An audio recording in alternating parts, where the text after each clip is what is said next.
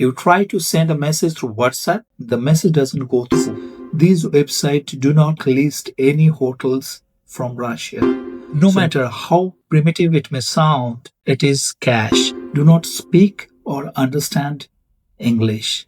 Any bank card does not work in Russia. These apps are banned in Russia. You do not have the luxury of time for getting the SIM card.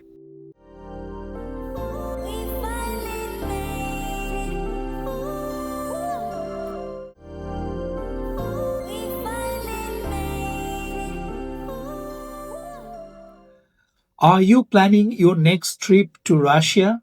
It's a beautiful country to visit, but at the same time, I must remind you about several challenges that you may face if you are not aware of it from before. It's not that I want to scare you with the challenges, but the whole purpose of this video is to prepare you, to make you aware of the challenges so that you can plan your trip efficiently and effectively to get the best out of your trip.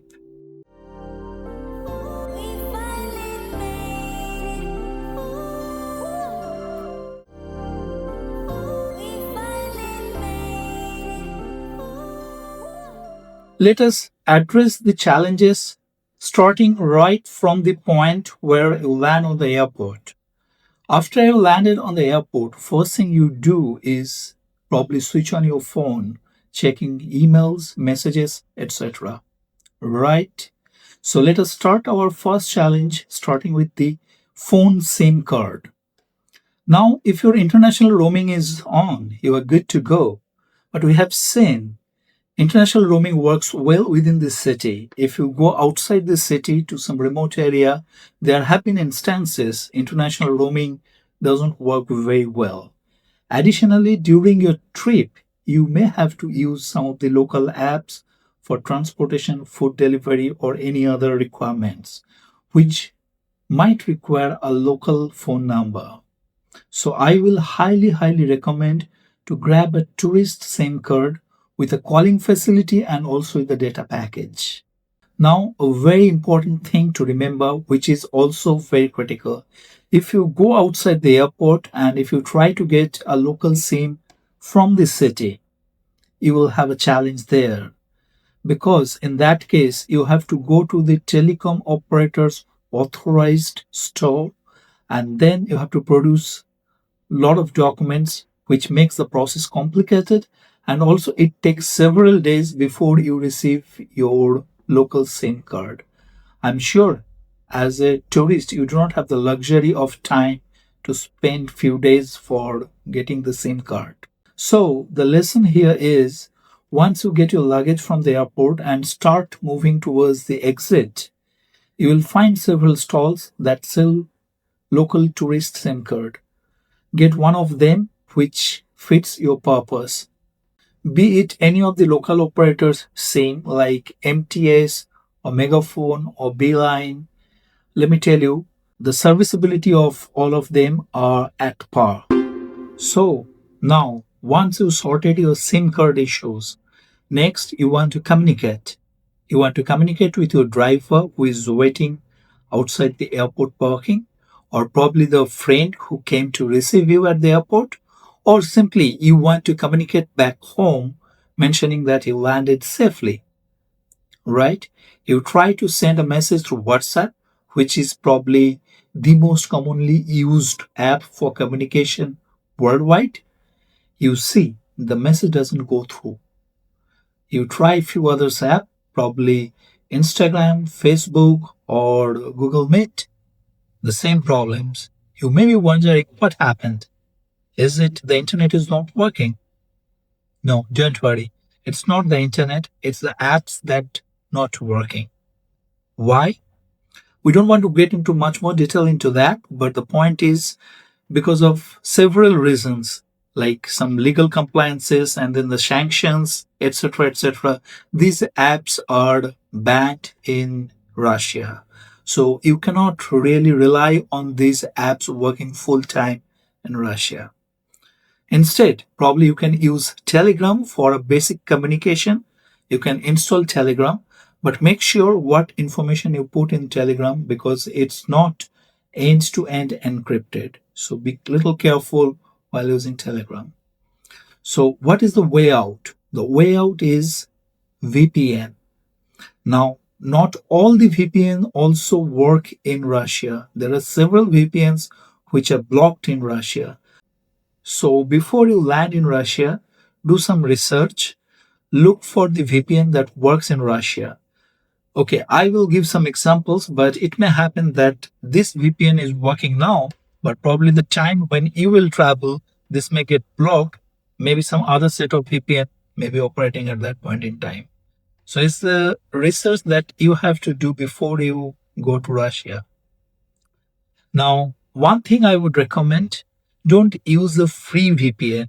Use the VPN with a paid package for the interrupted service during your visit in Russia.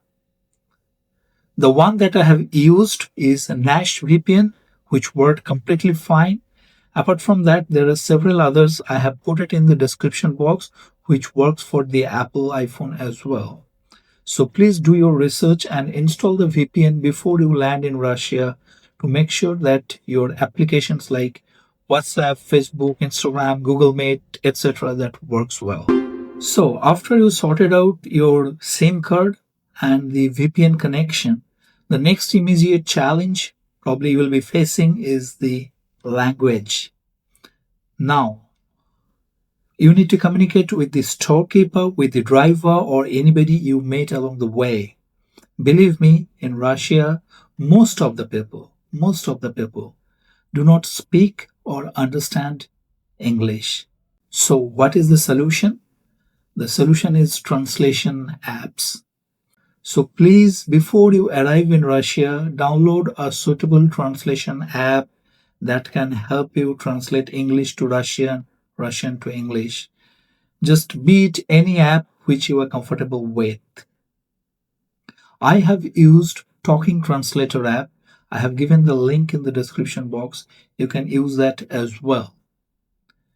Additionally, you should also have an active access to your Google Lens app because on the road, on the building, restaurant, you may be finding several signboards which are there only in Russian, not in English.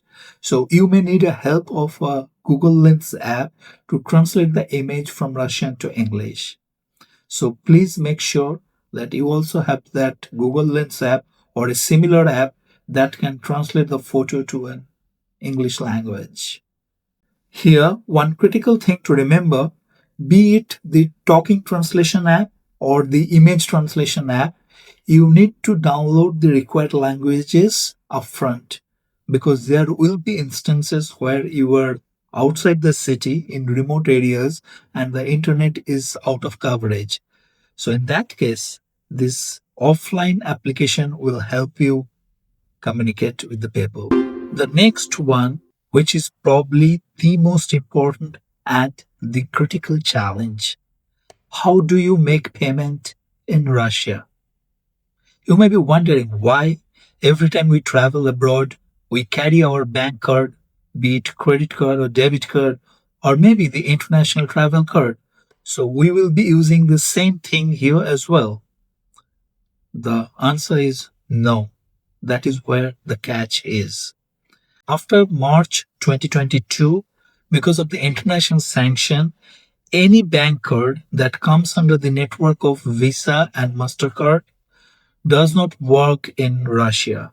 So any international card doesn't work in Russia. Similarly, a Russian card doesn't work outside the Russia.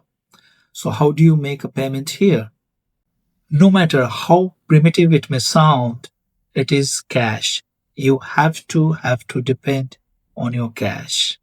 So before you arrive in Russia, you need to carry a sizable amount of cash that can cover your expenses. Plus, you can still have some contingencies because you never know what may happen when you are traveling outside.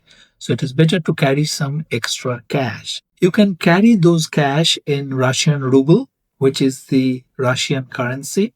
You can also carry some of the cash in US dollar, or in euro, and you can keep exchanging them as you may require during your trip in Russia. Now, one important thing, please make sure the cash you will carry in dollar or in euro are in good condition. The notes of the dollars and euro must be in good condition. No folds, no tears, no writing on top of the notes, no stamp, because Russian exchange center do not accept those kind of dollars or euros. The notes has to be in the good condition. I myself have faced that $400 notes were not accepted in the Russian Exchange Center, so I had to replace them with another good set of notes. So please be very careful when you get your dollar and euro from your local currency exchange. The next challenge you need to factor in your trip is the luggage. If you travel Russia during summer, it's totally fine. But you travel to Russia somewhere between November to March during winter when it is mostly covered with snow, be careful with the luggage that you are carrying. I'm not talking about the warm clothes that definitely you have to carry, but if you are carrying a trolley suitcase, because the roads, the pedestrian walkways are covered with snow, you may not be able to pull or push your trolley suitcase. Instead of pull or push, it drags. So probably if it is very heavy, even if it's a light, you may have to carry it on your hand instead of pulling or pushing it. So be careful of the kind of luggage that you carry during wintertime in Russia. Now, in the last segment of this video, we are not going to talk about the challenges, but there are certain things or tips that you may need to follow before you plan your Russia trip or while you are planning your Russia trip. The first thing, when you want to book your hotel, usually we book hotels using the familiar website like Airbnb, Booking.com, etc.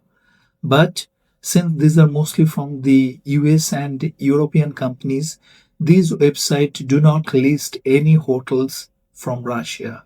So in Russia, you cannot book hotels using Airbnb or Booking.com. Instead, you can use ZenHotels.com. I have provided the link in the description box. I myself have booked hotels through Zen Hotels and I found it very useful in Russia.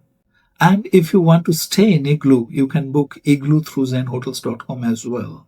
Similarly, when it comes to book a flight ticket within Russia, the website of those airlines do not accept international cards.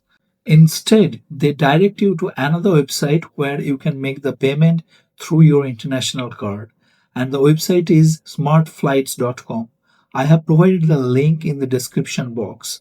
Needless to say, that website charges you extra cost than your original flight tickets. Additionally, you can use another app in Russia which is called Tutu app, which is used for all purposes. You can book flight, you can book transportations, you can book train, you can book hotels using this app. Before I finish, I would also recommend you to download Yandex Go app for food and taxi. This will be very helpful for you to book a taxi and also if you want to order food and delivery, etc. And you can also download Yandex Navigations, which will help you navigate through the maps in Russia.